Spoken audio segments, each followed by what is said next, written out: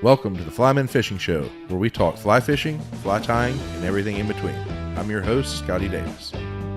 Today we have Daniel Holm. He's the founder of Nordic Anglers, NordicAnglers.com, Danish, one of the largest fly companies in the Nordic region, Scandinavia. How are you today? I'm great, and thank you very much for having me. Oh man, thanks for coming. I know it's late over there. Yeah, it is. It is a bit late, but I can set my own working hours. So I'll probably just be a bit late tomorrow, but that's okay. That's awesome. Really happy to join here. Yes, sir. We're happy to have you. So how did the Nordic Anglers? How did that get started for you?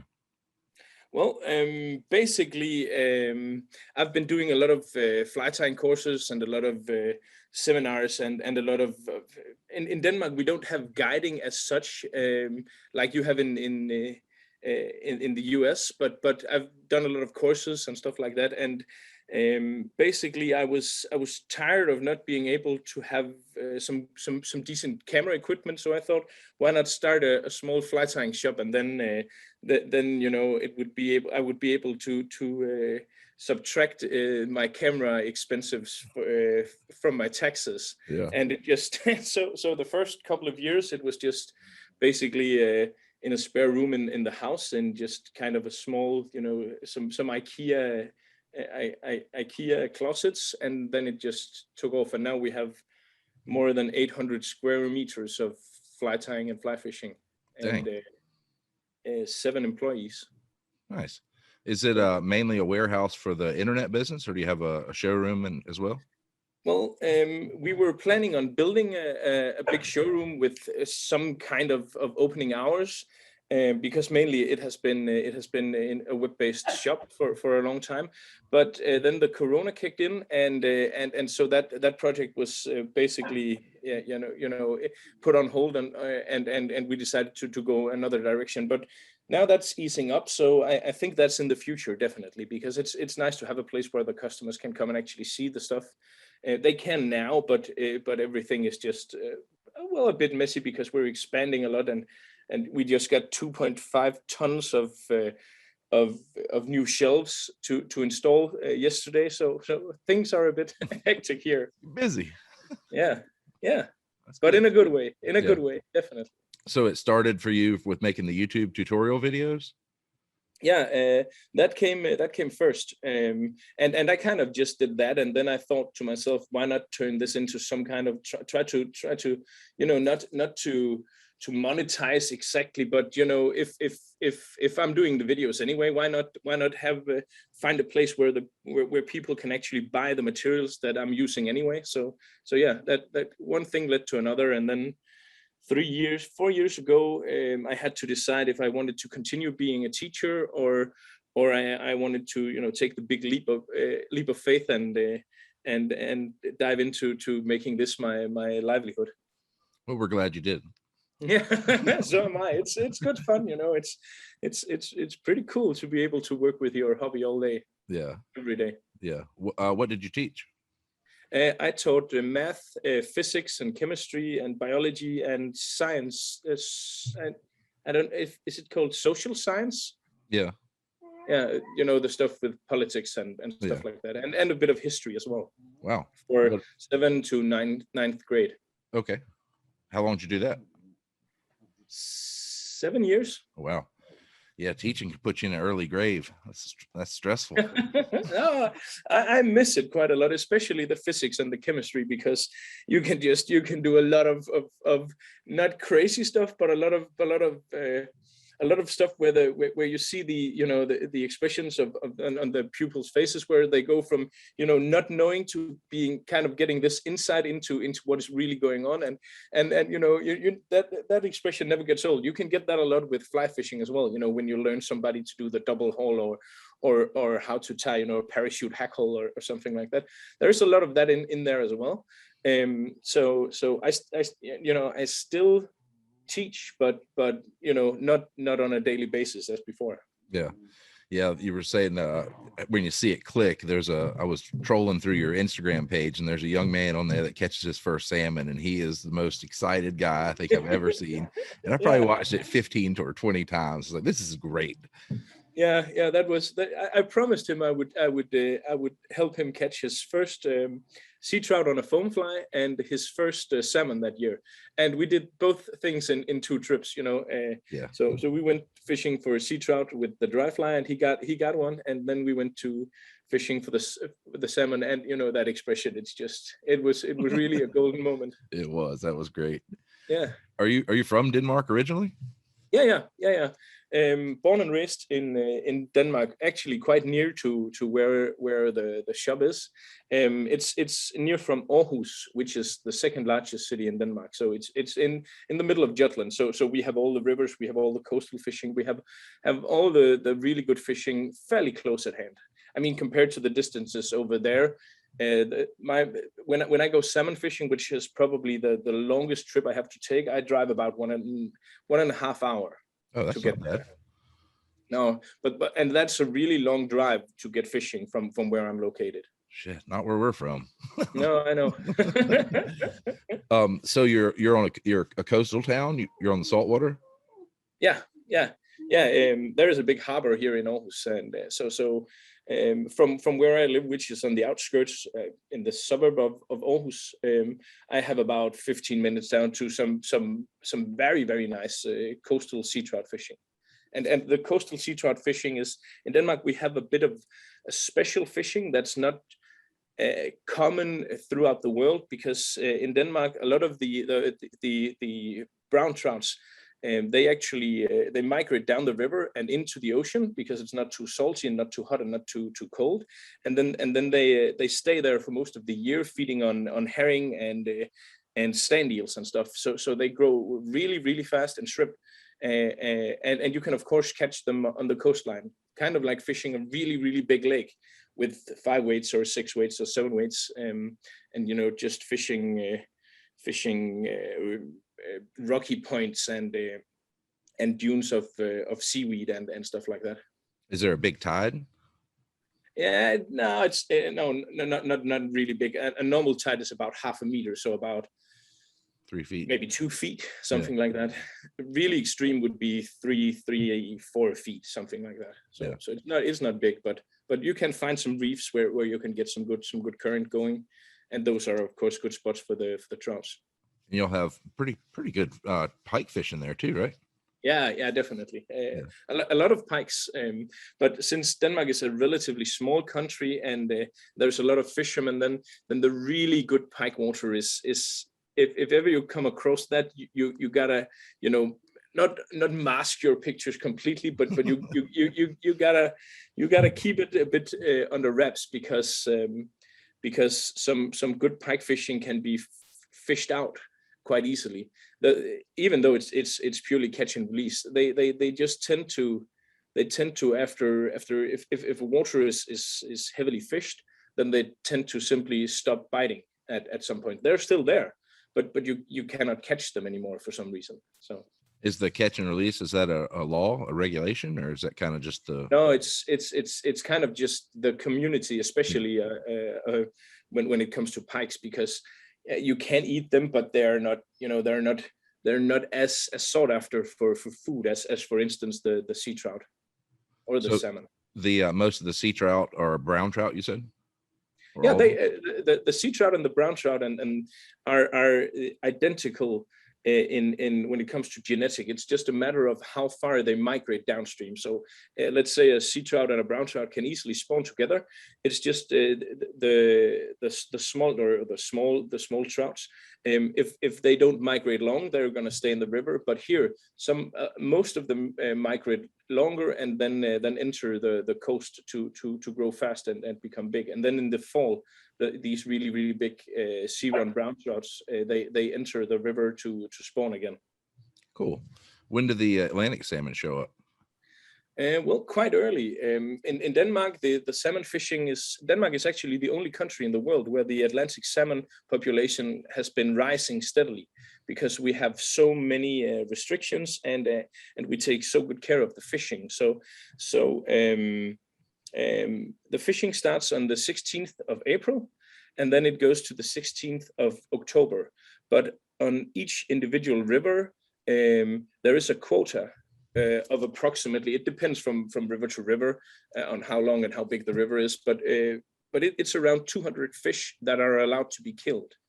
And any given angler who catches a fish when the quote is open can kill a fish, but after he has killed a fish, he's not allowed to kill anymore. So and once the 200 fish have been caught and killed, you're still allowed to fish, but you're not allowed to take any fish from the river anymore. So there is a bit of a race in the early in the season to be one of the lucky who actually gets to bring a fish home.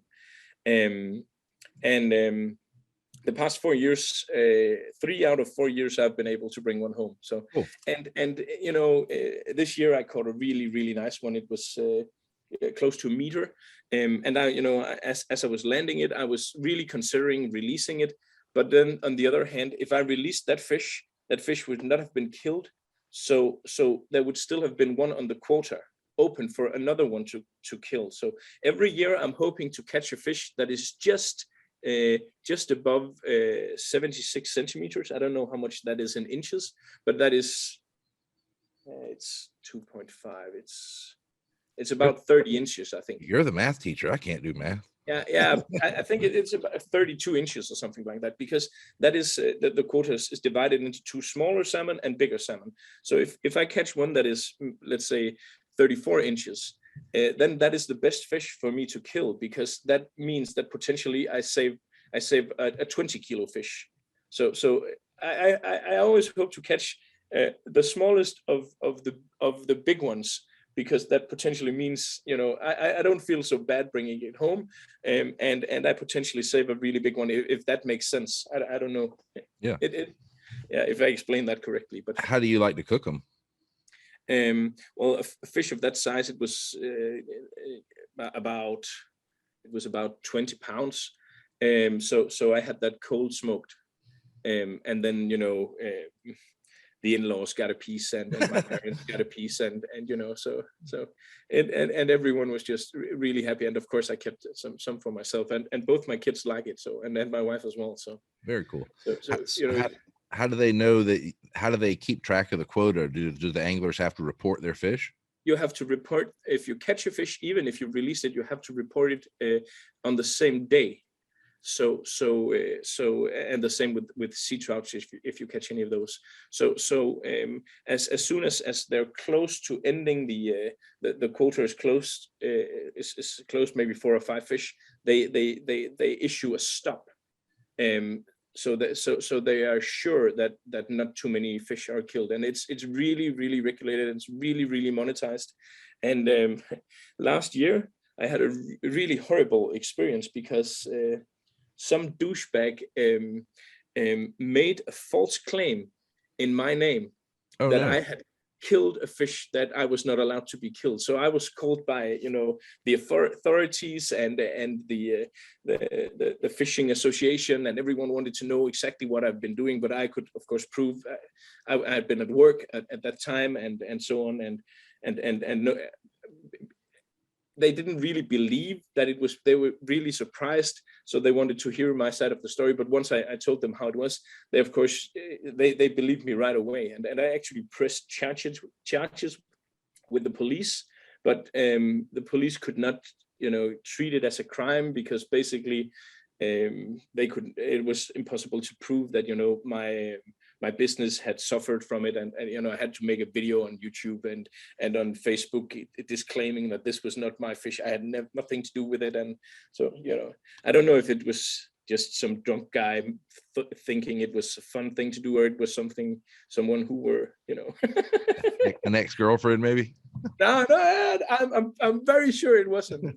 I'm actually quite good friends with all my ex-girlfriends, or at least some of them.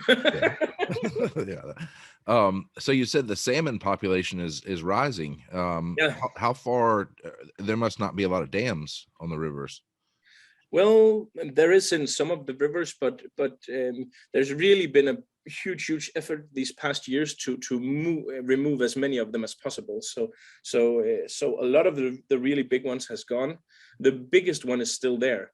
in the biggest river we have in Denmark. It's called Gudenåen, which translates to the river of the gods. Oh, cool. So the fishing there is held artificially in place by taking salmons from other of the Danish rivers, and then hatching them and then releasing the small salmon into that system.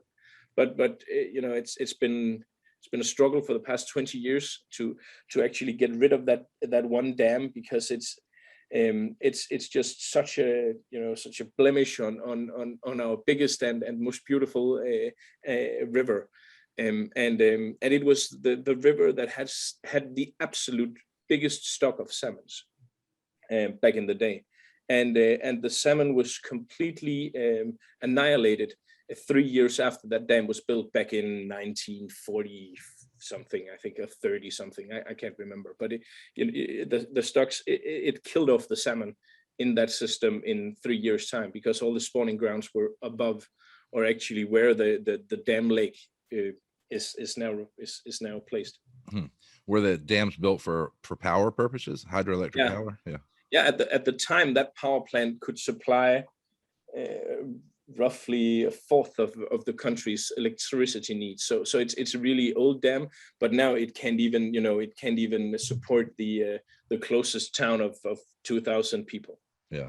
So they turned it into a museum, and then there's just so much resistance from people who likes the lake there and are afraid their property values will decrease if the lake is gone.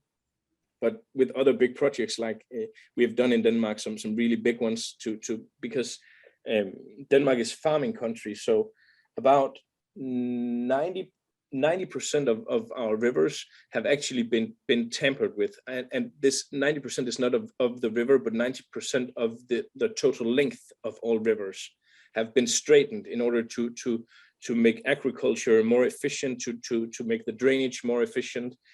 So now we're reversing that by rewilding a lot of rivers.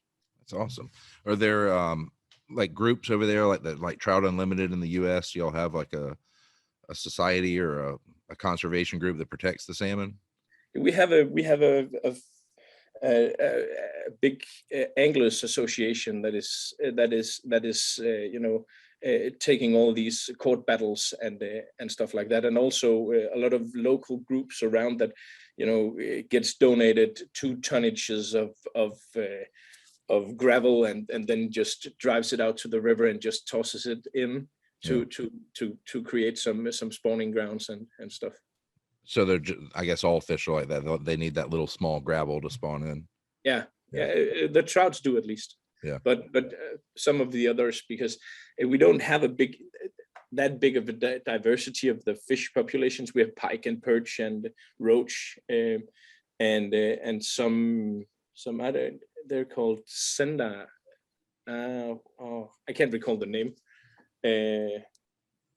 Walleye. Yeah. We have some walleye as well, and then on the coast we have mainly the sea trout and some cod and mackerels and stuff. Nice. Walleye are delicious. Yeah, they are. Yeah, they're quite difficult to catch on a fly, at least to target. Yeah, I've gotten some in some rivers while fishing for salmon, but that's it, on the fly at least. Yeah. I know only a few people that have caught them here in that same situation in rivers, like moving water. Yeah. Did you grow up fishing there as a kid? Yeah. I've been fishing all my life. My grandfather was a really avid fisherman, but not a fly fisherman, and all my life I've been sailing. My parents have a sailing boat, so ever since I was basically on that boat from the date of my birth, from the first instance, and then every weekend, and I would just being there in my orange vest on the docks fishing with a small net, because I was told I was not allowed to have a fishing rod before I turned 6, And then when I turned 6, my father, he collected me in the kindergarten, and he had this really long package on the back of his bike. I remember this so vividly. And then it was a fishing rod, and then I had to wait 3 days before it was the weekend. And then we went down to the harbor, and I put some worms on a bottom tackle and threw that out and caught 2 flounders in my first cast ever. As a 6-year-old. So it was, it was game over from then. Yeah, hooked for life. Yeah, completely hooked for life. That's awesome. So if you had like a day off from work, it seems like you have tons of variety there. What would you do? Like, what's your favorite? It depends a lot on. It depends a lot of the time of the year, because we have a lot of different things. But I must say I really enjoy the summertime fishing with big kind of stimulator ish flies, foam beetles, kind of like the Chernobyl ant flies, and I fish these upstream, but retrieve them and make them splash quite hard in the water, kind of like you fish a hopper, I think, for brown trouts. But we fish them for the sea trouts, the sea run brown trouts I was talking about. When they re-enter the river to migrate to spawn, they will attack these, and they will hit these. So you can get some quite big trouts that comes directly from feeding all the feeding grounds in the ocean, and you can get some really, really big trouts on the surface action, and that is really, really funny. That is good fun. But I like the salmon as well, and the popper piking, and it's all fun. Each month has its peak, I think. But also, when you get that big shiny fish on the coast in the middle of the relatively harsh winter, because there's not many fish in the winter. So when you get one, it's been a grind to get one. So when you get one, that's a really special feeling. And they are so shiny and chrome and nice in the winter time. So there's good fishing all year round. Yeah, that's awesome. I've never fished for Atlantics. I've done quite a bit of Pacific salmon fishing, and most people will tell you once they enter the rivers to go make babies that they're just not interested in eating. You have to kind of elicit reaction strikes out of them, I guess. It's the same with the Atlantic, but the Atlantic, for some reason, they seem curious. So they grab the fly. I think that sometimes, and it's the same with the sea run trouts. They don't feed while migrating, because that would basically mean that they would eat quite a lot of the small fish from the spawning the past years. So I think that's kind of why they don't do it, not to kill off the offspring from last year. But basically, fish don't have hands, and I think we should be very, very pleased about that, because the only way they can actually test what was that strange thing that just swung across there is by grabbing it with their mouth. And so, sometimes they get hooked. Yeah, I guess we don't care if they're eating it or killing it, as long as the hook. Yeah, exactly. Because I think most of the times it's basically, it's at least with the salmon and the sea trout when they're spawning. I don't think they're actually feeding. I think that they're just reacting to something in the only way they can. Yeah, I knew we threw a lot of like black leeches, kind of with the theory that, those leeches attack their babies. And so they're just trying to get it out of that ecosystem before their babies are born. But we're probably thinking a little too much into it. But I haven't thought about that theory before, but I think that could make sense. Definitely. Yeah. Definitely. Do they die like the Pacific salmon, or do they return back to the ocean? It depends, but you can. There is quite a high percentage of fish that can spawn 2 times if they don't get caught or whatever in the ocean. And when they do the studies of a lot of fish, they every now and then find a fish that has spawned 4 times. Wow. So the really big fish are really valuable, but the fish that has spawned 4 times is not going to be the biggest one, because it takes up so much energy and resources to actually go spawn. So a fish that has spawned, let's say 2 times, is not going to be as big as a fish that basically are only focused on eating for 4 years and then enters. And those really big ones, they seldom return. So, but you can have a fish that spawn more than one time. They don't die. Yeah, that's awesome. When they're in the ocean, how far out do they go? Do they kind of stay around the coast of Denmark, or do they migrate pretty far? The sea trouts stay quite close to the coast. Some of them, of course, travel to the deeper waters to feed on herring, on the big herring schools, and so the really big ones often are caught, trolling and stuff. But there are caught sea trouts above 22 pounds each year from the coastline on not often on fly, but on lures and stuff. But a 12-pound 12-pound sea run trout on the coastline on a fly is not an unusual sight. You're not going to catch 30 of those in a lifetime, but it's every cast you have the chance to hook one of those. The salmons are different. Their feeding grounds are around Greenland. So the Danish sea trout, they grow big up around Greenland. That's awesome. Are they eating the same thing, like herring and bait? Yeah, the salmon feed mainly on they feed on herring as well, I guess, but most they feed on krill, the small crustacean, kind of like an Arctic version of a shrimp, basically. Yeah, that's why the meat is so red. Seen a lot of y'all, the tube flies that is tied in Europe look like little prawns and little shrimp and krill. Yeah. You fish a lot of tube flies as well? Yeah, for salmon and sea trout, I fish almost exclusively tube flies.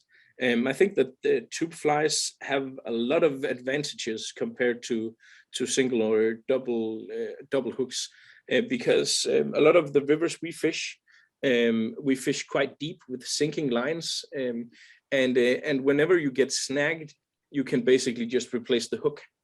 And with the tube flies, it's easier to add a cone head or add a tungsten bead or something like that. So you can really you can think how deep you want to fish into the fly easier than if you do it on a hook, because you can of course wrap some lead wire or something around the hook, but that's going to just make your fly bulky and not have the right drop shape. So the tubes are really good because you have a lot of options in regards to hook size and how you want to mount your hook, depending on conditions. And also, if you're fishing, there's not many rocks in Denmark, but there is in Sweden and Norway. And if you every now and then hit a rock when you're casting, the hook is going to be ruined and the fly is going to be ruined if it's tied on a hook, but not on a tube. So the tube has some advantages, definitely for a lot of things. And I think it's a way of tying flies that should be explored more in the US, because it really has potential. It has its uses. Yeah, it's barely taken off here. I know we've been familiar with it for a while, but it's nothing like you see over in Iceland and Denmark like that. Yeah. And plus you could change your hook sizes out. That little bitty fly could work for big salmon, so you could swap your hooks out. Exactly. What size y'all use? I saw some treble hooks on there. Y'all use those for the salmon or the trout? Mainly for the salmon, but we have to fish all season. We have to fish barbless, and there is a limit to how big the gape is allowed to be. There is really a lot of restrictions, because even in the early season where you are allowed to kill the fish, so there is a limit to how big the hook is allowed to be, and you have to fish barbless all the time. I like to fish small triples because they hook really well, and the current in the Danish rivers is not as fast and strong as it is in, for instance, Norway or many other places. So even though you can potentially hook a 45-pound salmon in every cast, they will not get that really insane run as you can get if the water is moving faster, because the current in many of the salmon rivers are a bit slower.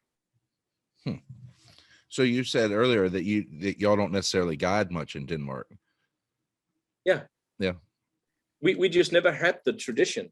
Yeah. I think that fishing here is something that is taught in small small angling associations, where you join kind of like an angling club, and that club then have rented some water in your local in your local area, where they have rented the land from the farmers, and then that club, you know, distributes that water so you can fish there. And then throughout the times, basically we've had this tradition of having these small clubs where you just meet, and then you meet once a week, and you teach each other. Because for a long time, you know, fishing was not a sport that was practiced by people who actually could afford to spend a lot of money on a guide. So basically, you had to learn it yourself, and you had to do it yourself, and you had to really delve into this obsession. We love both, but this past maybe 10 years, there's popped up a few guides, and I think we have maybe two or three in all of Denmark that are actually living off of being a guide. You know, I have a lot of friends, and I've been doing a bit of that myself, where you know, you take some people out, and then you come to some sort of agreement about what that should cost, you know. But in general, it's not something you've done. And most of the courses and stuff I have hosted throughout the years has been unpaid work, because basically I couldn't stop myself. A good way to make customers too, you know, like yeah, definitely. First one's free, you know. Yeah. Y'all do a lot. Do you I know you travel a good bit. Do you do that through Nordic Anglers? Do you take groups through there with you on these trips? We have done so, and that's an aspect of the shop that we plan to expand, because we have done that, and we have a really good working relation with a traveling agency that does a lot of other stuff as well. And my partner in the business actually worked in the travel industry before, or he started his own shop, and then that didn't work out, and then he worked in the travel agency, and then he bought some portion of this company. So we have all the contacts, and that's something we're going to do more of, because you know, it's great to travel. We have a lot of good fishing in Denmark, but there's a lot of awesome fishing out there. Yeah. And yeah, I've enjoyed all the different trips. I've been to Argentina last year to fish for golden dorados. I've been to New Zealand and to Mexico and Venezuela, and I've been a bit around. Where did you fish in Argentina? I fished in the really big. I was there with a guy, one of my really good friends who speaks Spanish fluently, and who has been to Argentina every year for the past 20 years. So basically, I enjoyed really much that, you know, I didn't have to plan anything. I just had to, you know, meet him at the airport, and then he just took me places. So I fished. We fished a lot of different. I think we fished 4 or 5 different rivers in the 8 days we were there. But I can't recall. You know, it was what the really big river. I think it's bordering Panama or something like. Paraná. Yeah, Paraná. Yeah, I think we fished that for a couple of days, and then we drove for 14 hours somewhere else, and then there was a lodge there, and the fishing was nice there as well. You know, I was just things had been crazy, so I just tagged along. And there was a boat in the morning, and I just got on board and then just casted for 12 hours, and then, you know, collapsed and slept and casted for 12 hours more the next day. It was really nice. Yeah, that's one of my dream fish, man. Those things are monsters. Yeah, they are. But it was, you know, it was very shortly before I became a father for the second time. So and if I wanted to go on that trip, it had to be there. So it was pretty low season, but we still managed to catch quite a lot of fish.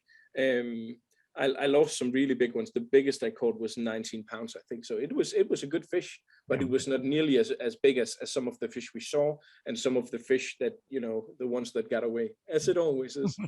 That's why you got to go back. Yeah, definitely. I'm going back there with him again, because he has all the really good contacts, and next time, you know, I'm gonna spend a bit more money on it to get into to really go there in peak season, and then with the best places. I think that's the plan for next time. I talked a couple weeks ago with Lucho. I don't know if you know him. He owns that Golden Dorado river cruiser. It's that big boat that they take you up the Paraná. So it's like a mobile operation. Is that the place where Paulo is? Is that one of the guides? I don't know any of the guides. I just know the guy that owns it. Is it near Corrientes? He also owns that Estancia Laguna Verde, which is on Jurassic Lake. Okay, yeah, okay, okay. So I think it's pretty close to that. Yeah, okay. That'd be one to look into, man. That looks crazy fun. Yeah, Jurassic Lake. Yeah, no, the Golden Dorados. Yeah, the riverboat. Yeah, I think both look pretty good. Huge bar, like 1,000 bottles of wine in there, and I think they can asado a whole goat on the back of that boat. There's a giant grill back there. Yeah. Oh, it sounds really, really awesome. Yeah. What'd you do in Venezuela? I fished for bonefish and a bit of tarpon, but it was not something we targeted. And we fished the Los Roques, if you know that. Yeah. So mainly bonefish, but there's a ton of jacks and small tunas and all kind of strange reef funny fish. And I got a tarpon there as well, but only a baby one. But I've never fished for a tarpon before, so that tarpon is a tarpon. Awesome. Yeah, but I got it from the shore. It was cool. 1.20 meters. I don't know how much that is in inches. It's maybe 55 inches or something. It's no slouch. No, it was a good fish, and it was good fun on a 10 weight from the shore. It was a really nice fish. Did you get to experience the bonefish feeding under the pelicans? Yeah, I have. I think I've caught my fair share of the pelicans. I think I've caught maybe I think 15 or 20 pelicans. Now that's right. Yeah, because you have to, when the pelicans dive down, they knock some of the sardinas unconscious, and then if you can place your fly just beneath, just besides the beak of the pelicans, you have an instant fish on. So you have to cast as close to the pelicans as possible. But there is a lot of wind there and stuff. So if ever you catch let me just a pro tip here. If ever you hook a bird of any kind, you just have to pull off your shirt or your t-shirt and just place that over the head of the birds. That will make them instantly completely calm. So that is the trick with a pelican, because they are fierce. That's a big bird too.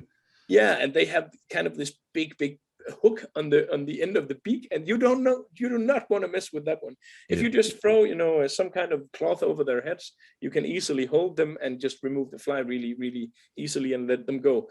And also I think the ones in Venezuela have been caught so many times that they tend not to put up as much of a fight, I think, as they probably would do somewhere else. I think it's fun too. It's got to be boring to be a bonefish all the time. You get caught by somebody. At least it's very easy being a pelican in Venezuela, because there are just so big abundance of food. It's insane. When you walk along the sand and the beach, sometimes you'll just see whole areas that are just completely kind of black, and it looks strange because it's one of the finest and most white sands you ever see, and those big patches of black are just baitfish. And every now and then you'll see these completely white lines in these big black patches, and that is bonefish that are moving in between the baitfish. And they just kind of, you've seen maybe some of the videos of sharks or tarpon, it's exactly like that, just in smaller scale, because it's bonefish and not. And the first time I saw that, I just thought, what is going on there? There's so much food. Yeah, this is going to be easy. Yeah, but again, when there's so much food, the fishing sometimes gets a bit harder, because with abundance of food, they can be really picky. So, how old are your kids? My son is 10 and my daughter is 1.5. Oh wow, there's a bit of a span there. Yeah. Decided to jump back in the ring and do it again. Yeah. We said, let's give it a year. If it happens, it happens. And then it was 3 months, and then That's perfect though. He's almost the age where he could babysit for you, and you can. He can. And yeah, and he just adores his sister, so it's really good. That's cool. It's good for everyone. Yeah. Does he fish too? No, he doesn't. Yeah. I think I tried a bit too hard to get him to like it.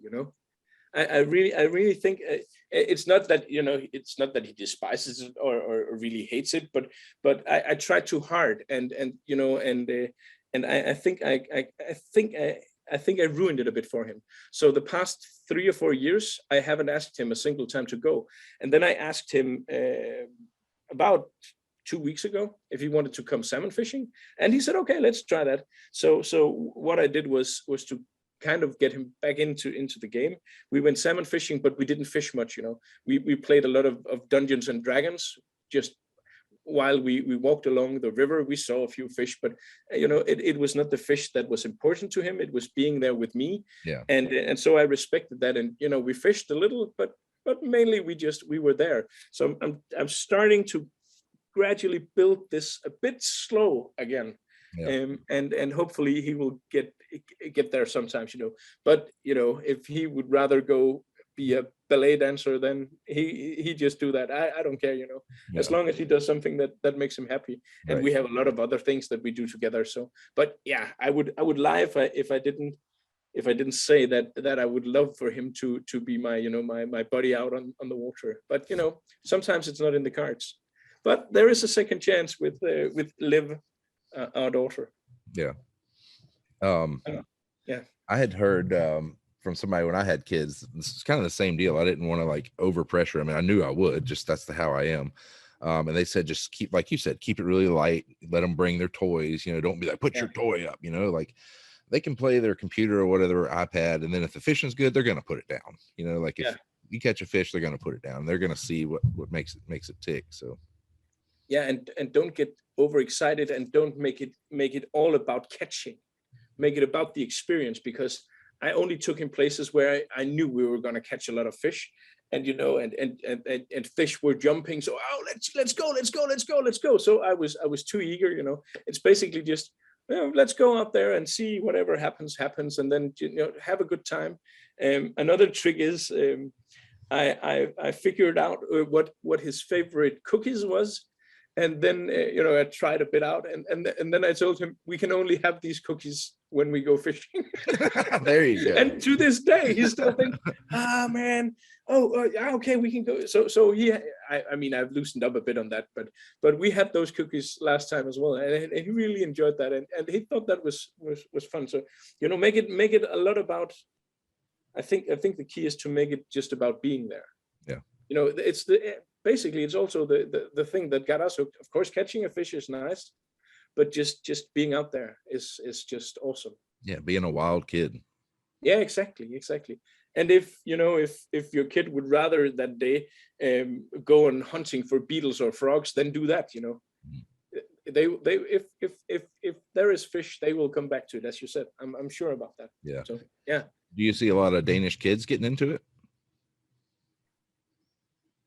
I don't know if it's more or less than what it used to, but because of the YouTube channels and stuff, I have a lot of interaction with young people who want to get going with the fly fishing, and a lot of young people contacts me about it. So I think that there is probably a bit less, but I think that the Corona here has made it kind of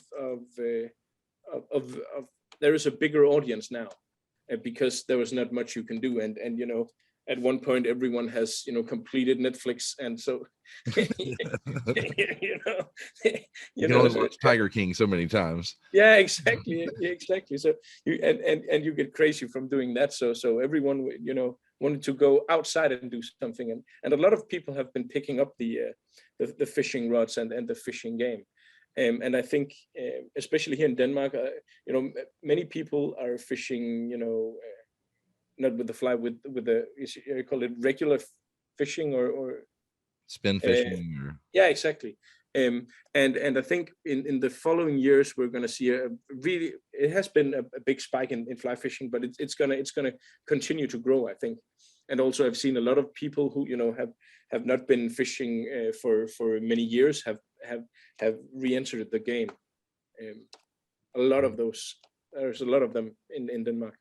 Nice. It seems you need a lot less gear with a fly rod than you do with a spinning rod, that huge tackle box and all that useless crap. And that depends on who you ask, I think. yeah, that's true. I guess I started like that too. I mean, if you just look at the fly tying alone, that's maybe you don't bring that everywhere you go, but that's gear that if you go down that if you fall down that rabbit hole, then the fly tying is can be really, really big in its own right, and that can be quite quite a lot of different stuff that you need. So there is a lot of things around fly fishing, I think, but you're right. You can go fishing with just 10 flies and your rod and some spare leader and be fine for and have fun for many hours. That's awesome. So the Nordic Angler started basically with materials, but now you guys are full range: rods, reels, waders, everything, right? Yeah. Nordic Anglers was actually the first web-based fly shop in the world that were allowed to sell Scott and Sims and Waterworks without having mortar and brick, because they believed in the concept, and they believed in the videos, and they saw a light in the thing that I was doing. So yeah, we have everything now. We have Scott, we have Rensetti, Sims, Sage, all the big brands, and actually the business here has both a retail and a business to business, and so we supply fly tying for many of the local shops in Denmark as well. We bought another company last year, and we just became the distributor for Rensetti in all of Europe. So things are moving along very, very nicely. So you get to talk to Lily a good bit. Yeah, I do. They're great people. Yeah, really, really great, really great. Her and Andy. I went to see them in Florida, and I also went to talk to Nautilus, and they're so pleasant and so nice. It's really, really nice, and the products is just absolutely amazing. Yeah. I've been tying on Rensetti for a long time. Me too. Did you have the hat? Yeah, I like that. Did you get to fish when you were in Florida? No. It was a business trip, so I think we had. But you're in the fishing business. Yeah, but we had to visit a lot of different people. So I think we had 6 flights in 8 days. Oh wow. So it was just crazy. It was just we went to see Scott, we went to see Hairline, we went to see Rensetti, and so yeah. That hairline operation is crazy, isn't it?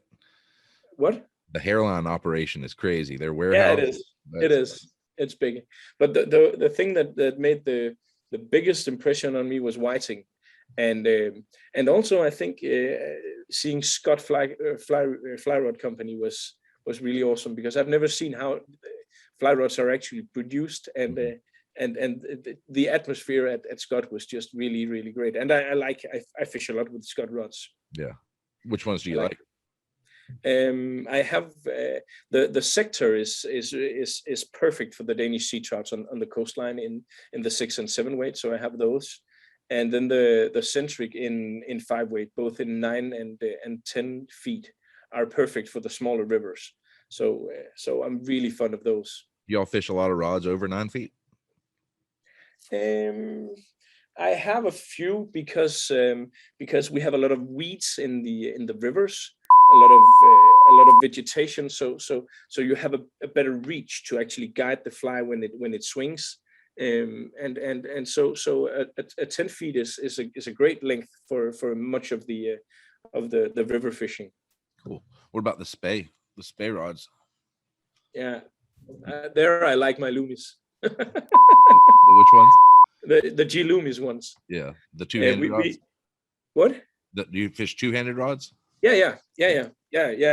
We do a lot of that, and for salmon we fish two-handed rods because those are the bigger rivers. And we became a Loomis. Loomis has been out of Europe for the past maybe 7 or 8 years because the distribution was poorly maintained. And then Shimano decided to do Loomis themselves in Europe, and I know their sales rep quite well. So when we were offered to be able to sell Loomis again, we jumped at that. Yeah. And their two-handed rods are really, really outstanding. I mean, Sage has some really, really awesome rods as well. I think that Scott perhaps have not spent the time and the effort in developing their two-handed rods series for some time. So they're falling a bit behind Sage and Loomis and other brands on that part. But I mean, they clearly put so much effort into their one-handed rods that I think that is their focus, and you can clearly feel that on the one-handed rods, because they are absolutely excellent. Yeah, do one thing and do it well. Exactly. And Scott does that, and so does Loomis, and so does Sage. Yeah, that's the only ones I fish are the two-handed Sage rods. Yeah, we just don't have the river sizes here. We're on the coast of South Carolina, so it's all saltwater. So most people never. Yeah, I heard a couple of the other episodes, and I must say that the fishing you have there sounds quite intriguing. One of my all-time dreams has been to catch a big Jack Crevalle. Oh man, I would love to catch one of those. Well, next May and June, you come stay at my house, and I promise you'll catch one 40 pounds. Oh man, promise. Oh, I really, really would love that. I would love it too. Whenever I think of fish that I'm sorry that I missed, then one of the first thing that comes to mind is one time at Baja in Mexico. We came up, as you were talking about, you saw them in the surface with the tails and the dorsal fins and stuff, and we came up to this school of these. I mean, I thought they were giants, but they were maybe 15, 20 kilo, maybe 30 pounds, something like that. And I had this window of perfect opportunity where the boat stopped, and I could easily cast to the fish. The buddy I was fishing with at the time was spin fishing, so he just chucked out a lure and hooked one immediately. And then my fly line got stuck inside of some things on the boat, so my fly didn't reach them. I had that one shot at getting one of the fish that I would love most in the world to catch, and I missed my one shot. The first time in Mexico, when we went there, we fished for 3 weeks. So we had every other day on a boat, so we could have a day to kind of relax a bit, because fishing in that heat for 3 weeks in a row is really tough. And if we did it because we were young and on a budget as well, so we didn't have the money to hire a boat every single day. So to maximize on the fishing, we had all the time in the world, so we just took 3 weeks instead of fishing 6 days in a row. And on one of the off days, I just went down to the beach. And, in my second cast ever from the shore in Mexico, I had, a 30 pound of the Crevelles just chased my fly all the way to the top tip of my fly. And then it just turned around, and I just screamed. I just yelled, because that fish, man, ooh. They will get your heart pumping. What? They will get your heart pumping. Yeah, definitely. They are so fierce. I don't know what it is here. All of ours are between 30 and 40 pounds. So when you go to Florida, you see lots of people catch 1-2 pounders, little baby ones. Yeah. I can't explain why they're so big here, but what I like to do is take people out and we generally throw only poppers, because they'll hit poppers just like as readily as they'll hit a subsurface. Yeah. So I'll have a buddy that's never done it, like I'm going to do for you. And you throw it out in the middle of them, because they'll daisy chain like permit. They'll get in this big circle. Their dorsal's up, and they're in about 20 feet of water, but they're right on the surface because they're in a big circle. And if you get I tell people, if you can put your popper in there, if you can get 2 pops out of it, I'll give you $20. And I don't think anybody has ever popped it twice. Like, you pull it once and hell descends upon your fly, and it is chaos. I'm going to take you up on that, because I have a spare bedroom. You would love it. Oh, that sounds amazing. I caught 2, but they were about 4 pounds or something like that.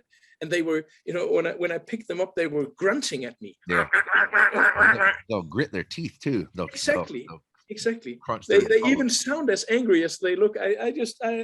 You got to respect that. I mean, you really got to respect that. And a 4-pound jack thinks he's 40 pounds. Exactly. They act exactly the same. Yeah. You get to the U.S. a good bit?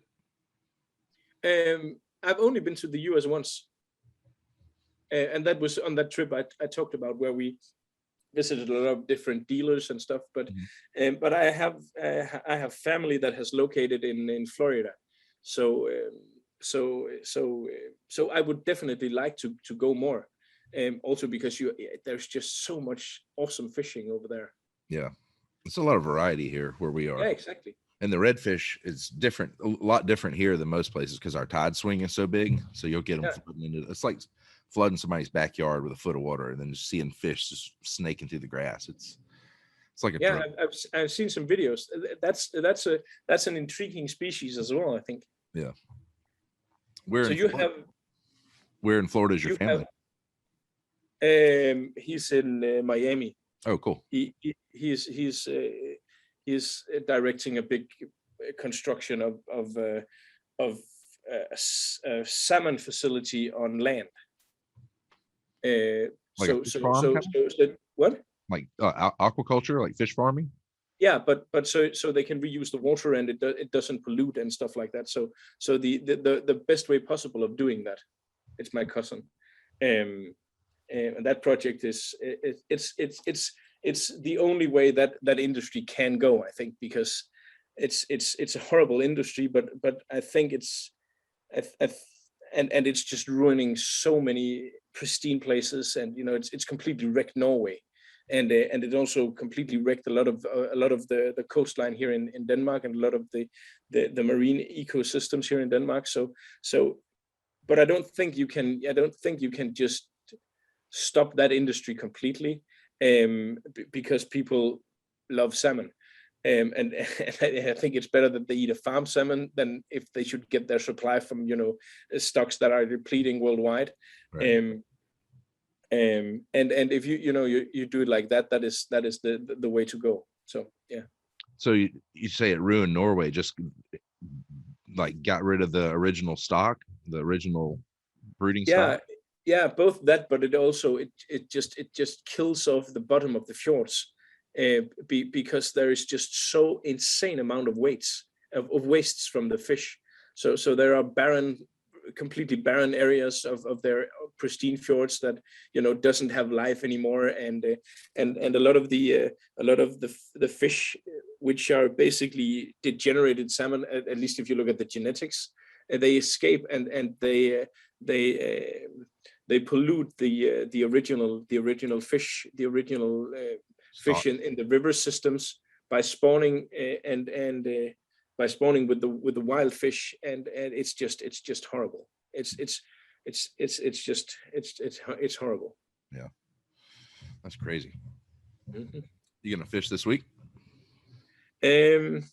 Actually, I had planned to go fishing today, but and then a lot of real life stuff just came up. So perhaps on Monday or Tuesday, I'm gonna go fish a small fjord with for the sea run brown trouts. But you can also fish those with the foam beetle on the coast, directly on the coast. So I'm gonna try that, I think.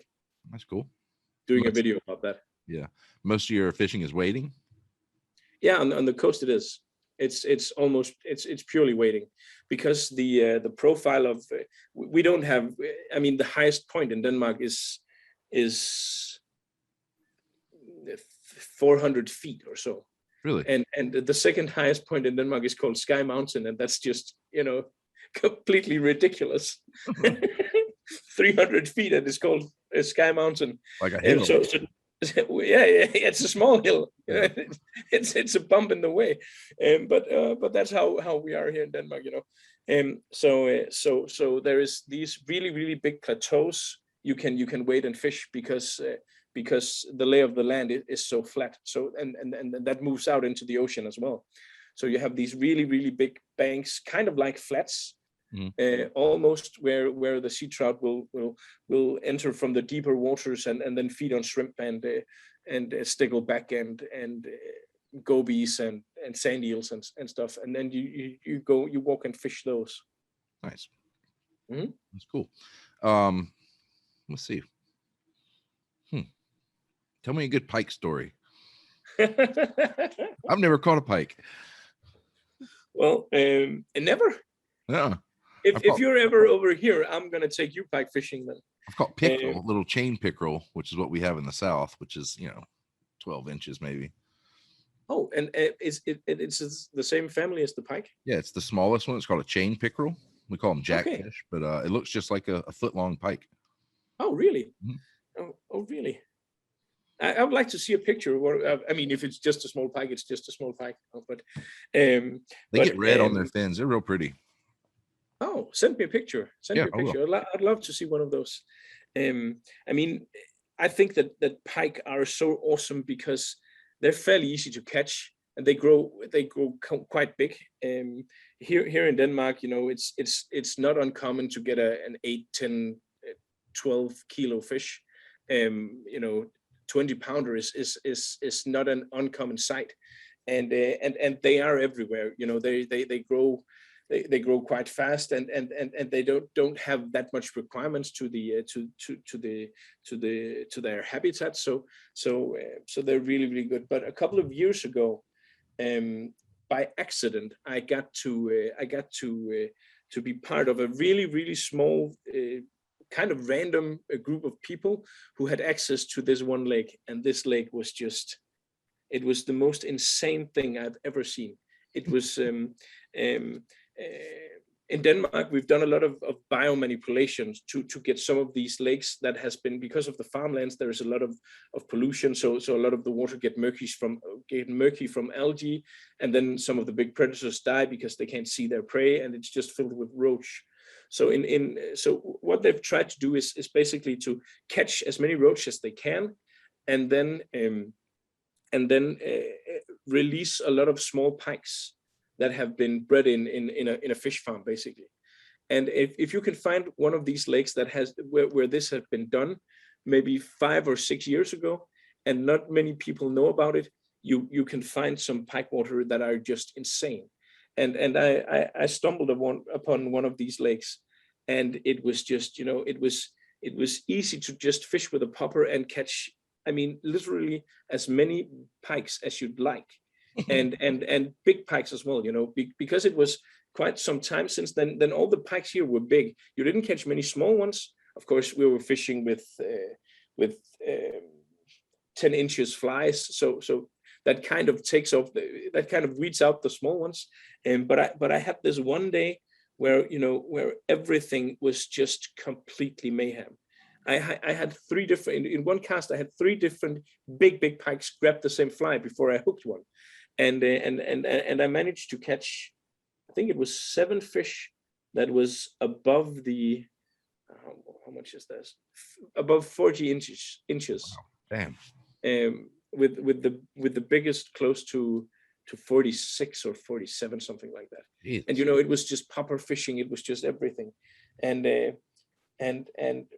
pike are really great because, I mean, they don't take, and they're not like the bonefish that runs for 50 or 70 meters or whatever, but the strike of a pike is something special because it's I think they have kind of the same, a bit of the same as the GT and probably the Jack Crowell as well. They're just there to kill, and you can definitely feel that when they strike your fly. They are in that to kill and nothing else. They're just badass. Yeah, and that's one of the things that I really, really like about pike. That's cool. So do the big pike, they'll cannibalize the smaller ones when they take the roach out and put the little pike? Do they just eat them up? They'll eat whatever. Yeah. There are if you have pike in a fish farm to raise them from egg to release, you have to keep them in completely darkness, because otherwise, if you take the lid off, for instance, or let the light in, you can literally count that in let's say 2 hours or so, you'll have half the amount, because even though they're the same size, half of them will have eaten the other half. Oh, geez. They're just insane. I once I hooked a big branch. It was a big log. It was maybe 20 inches, and I pulled that in, and a pike the same size tried to eat that log 4 times. It was as wide as my arm. It was thicker than the pike was. It was just a small pike, but it tried to eat that anyway. regardless. They are just they are eating machines, And you do then that. you gotta respect that. Totally, man. That sounds psychotic. I Yeah, wouldn't it is. swim in that water with those things. Yeah, Uh, yeah. The pike is just awesome, and it's also a really good way of creating new anglers. Because the coastal fishing, there is many trips where you don't catch any. There is also trips where you catch 7 or 10 nice fish, but there are many trips where you don't catch any, and a fish of 10 pounds is a fish you have to work quite hard for.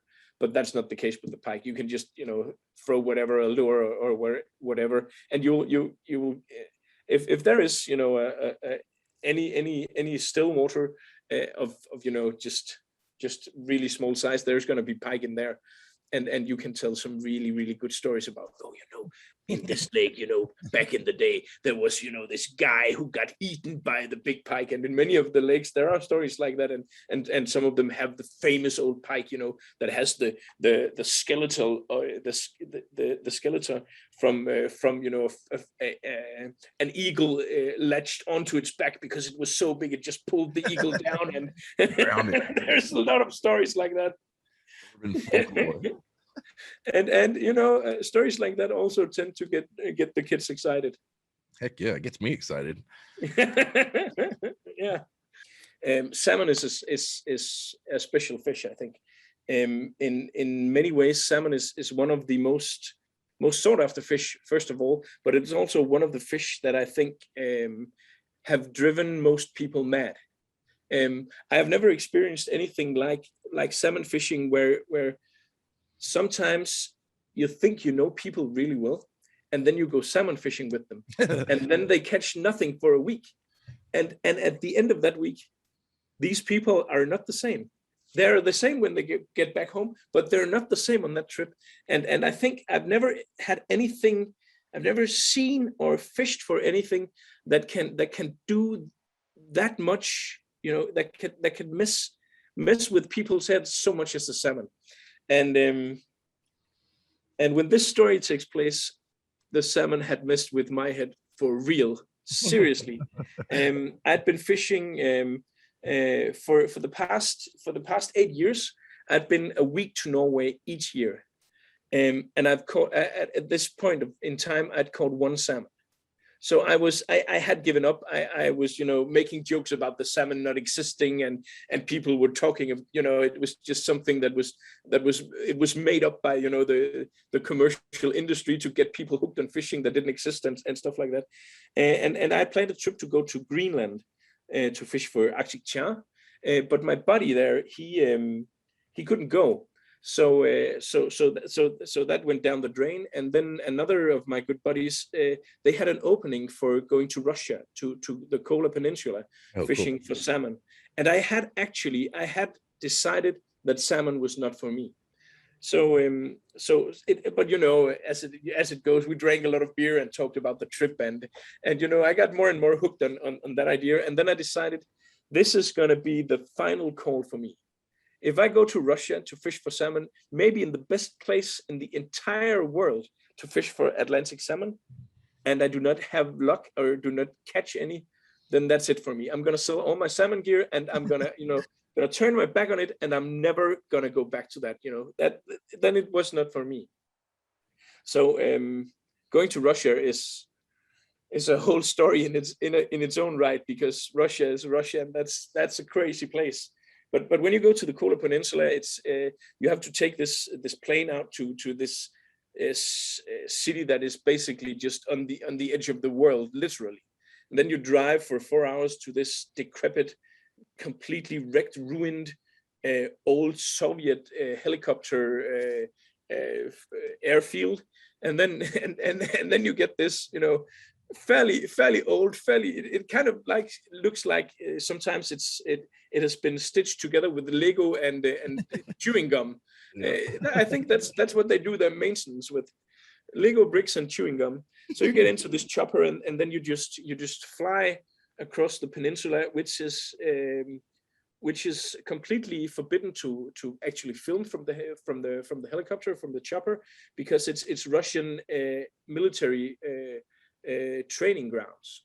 So they weren't that strict about it, but there's no roads, there's nothing, and then you just fly out to this pristine water, and they have flown out every single thing to build this camp, and you live in these military tents, and there's just the mosquitoes and the bears and nothing else, and I was fishing with 5 of my really, really good friends. It was a really good team of, there's 6 men in the team, and we had managed to just get some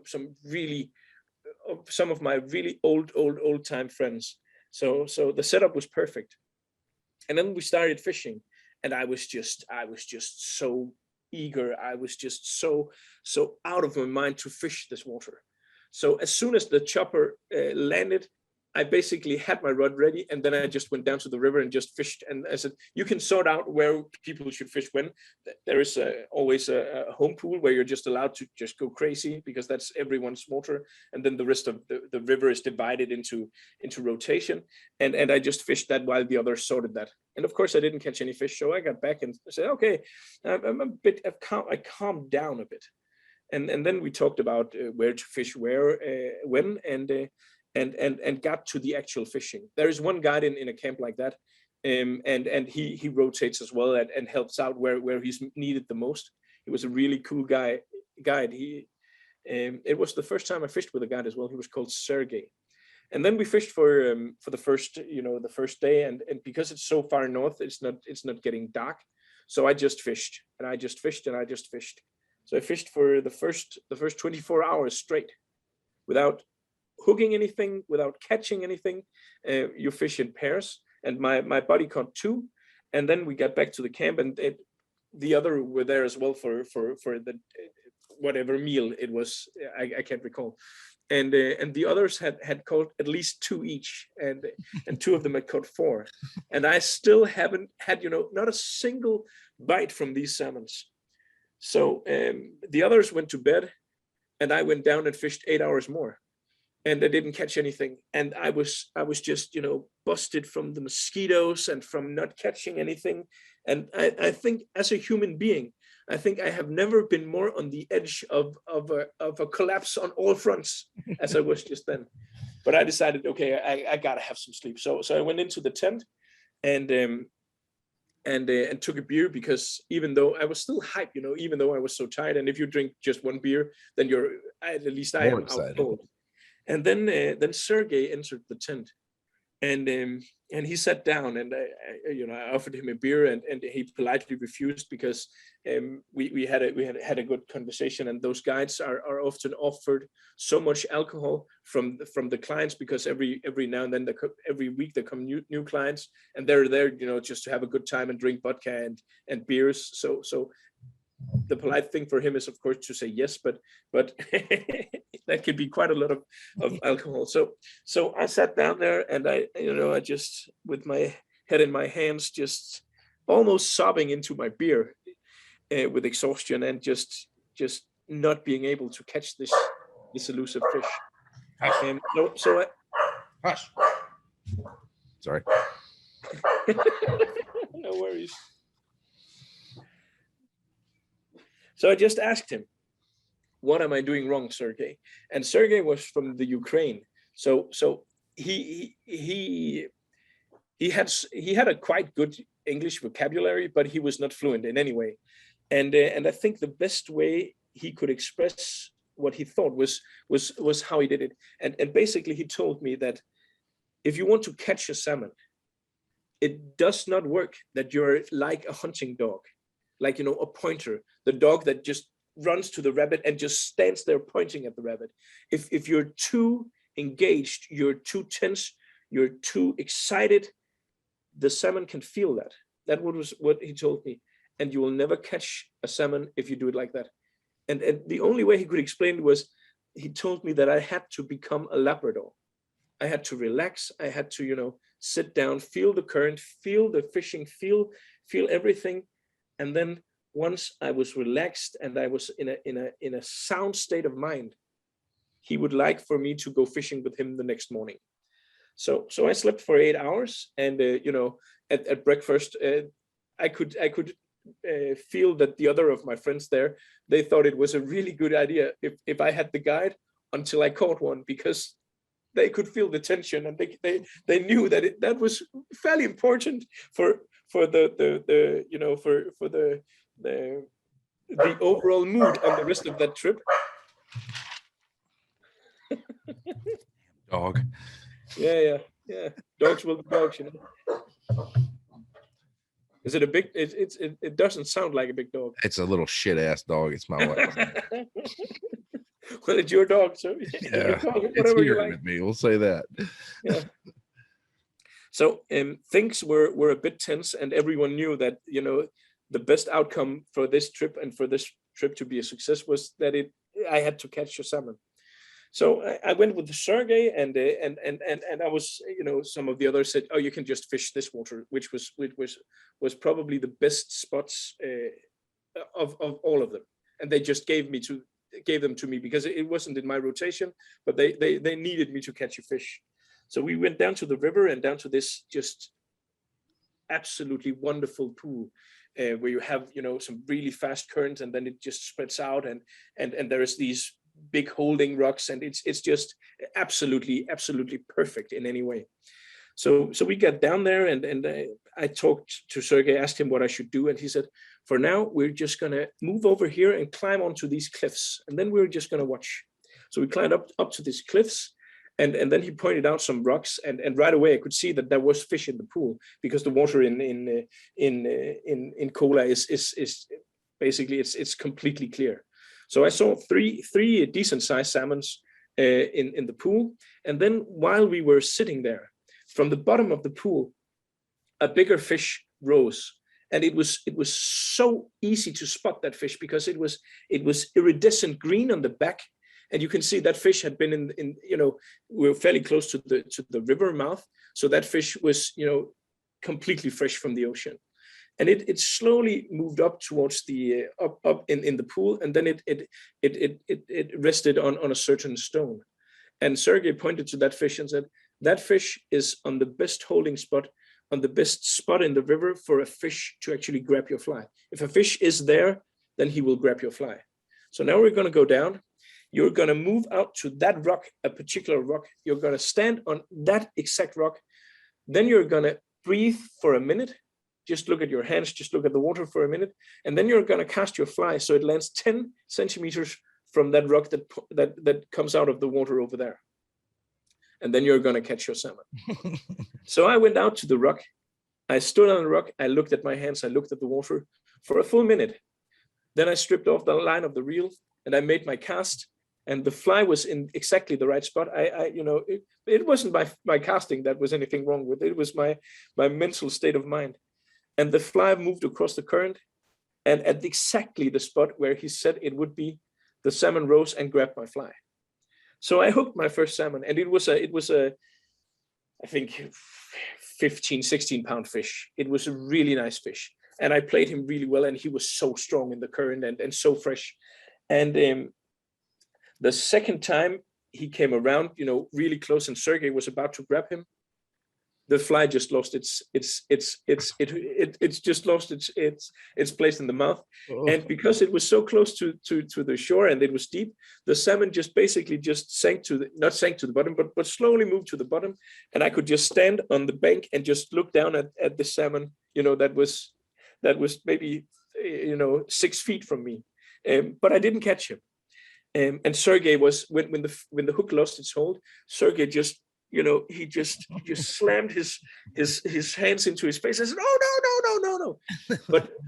But I was not in any way displeased, because the most important thing there was not if the fish went all the way in and to get the picture. The most important thing was I actually managed to get a fish to grab my fly.